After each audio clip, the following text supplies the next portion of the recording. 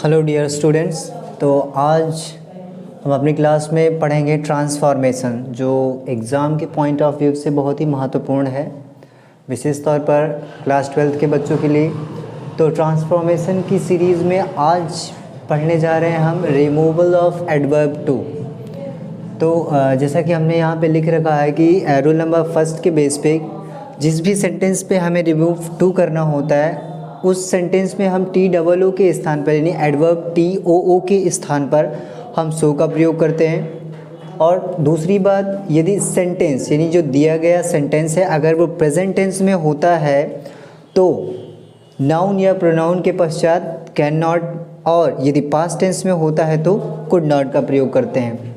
और जैसा कि हमने यहाँ लिख रखा है कि रूल नंबर 2 के मुताबिक यदि वाक्य में एडवर्ब टी डबल ओ यानी एडवर्ब टी डबल ओ के पश्चात इन्फिनेटिव वर्ब और नॉट है तो रिमूव यानी सेंटेंस से रिमूव टू करते समय उस सेंटेंस में नॉट का प्रयोग नहीं किया जाता। इस स्थिति में सिर्फ कैन या कुड का इस्तेमाल किया जाता है। जैसा कि हमने एग्जांपल लिख रखा है यहाँ पे कि I am too busy to attend the marriage ceremony. जैसे कि आप देख सकते हैं कि वाक्य हमने लिख रखा है यहाँ पे कि I am too busy to attend the marriage ceremony. तो इस सेंटेंस का हम रिमूव टू करते हैं। देखिए बच्चों, पहले जिस प्रकार सब्जेक्ट था हमने एज इट इज़ उसको रखा है और हम देख रहे हैं कि हमारा जो सेंटेंस है ये प्रेजेंट टेंस में है। हमने टी डबल ओ के स्थान पर किसका प्रयोग किया, जैसे हमने यहाँ बता रखा है कि T double O adverb T double O के स्थान पर हम सो का प्रयोग करते हैं, तो हमने यहाँ पे सो का प्रयोग कर रखा है। फिर उसके बाद जो एडजेक्टिव होता है एडजेक्टिव लिखा हमने, एडजेक्टिव लिखने के बाद यहाँ पर हम दैट का प्रयोग करते हैं।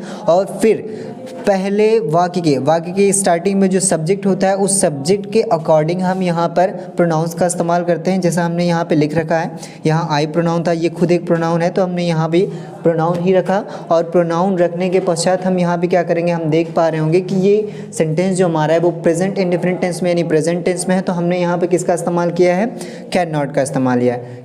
अगर यहीं पर ये सेंटेंस पास्ट टेंस में होता तो हम इस कैन नॉट की जगह किसका इस्तेमाल करते, कुड नॉट का इस्तेमाल करते। तो यहाँ पे हमने क्या बना रखा है सेंटेंस को कि आई एम सो बिजी, फिर उस एडजेक्टिव को लिखा, एडजेक्टिव लिखने के तुरंत पश्चात हमने क्या करना होगा, दैट लगाना होगा। फिर पहले सब्जेक्ट के अकॉर्डिंग यहाँ प्रोनाउन लगाएंगे और प्रोनाउन लिखने के बाद अगर टेंस प्रेजेंट में है तो इधर कैन नॉट और पास में है तो कुड नॉट। तो टेंस प्रेजेंट में था इसलिए हमने यहाँ पे कुड नॉट का प्रयोग किया है, अटेंड द मैरिज सेरेमनी।